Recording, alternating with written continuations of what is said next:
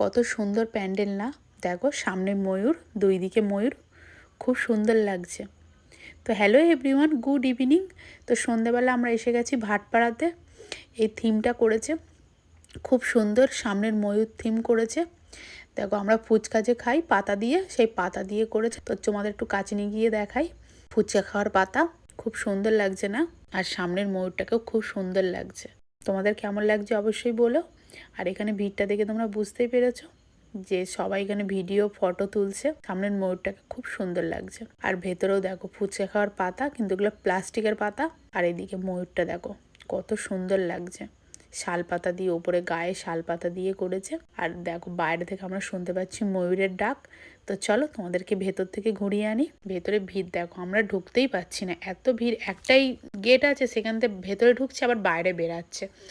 তো চলো তোমাদেরকে ভেতরের দিকে একটু নিয়ে গিয়ে একটু ঘুরিয়ে আনি।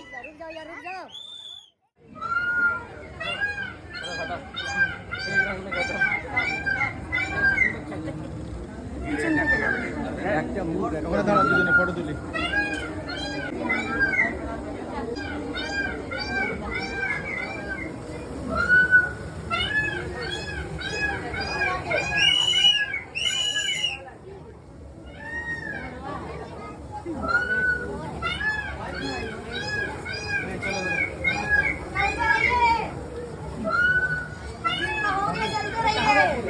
सेल्फी खिंचाइए ना गैलरी वाले।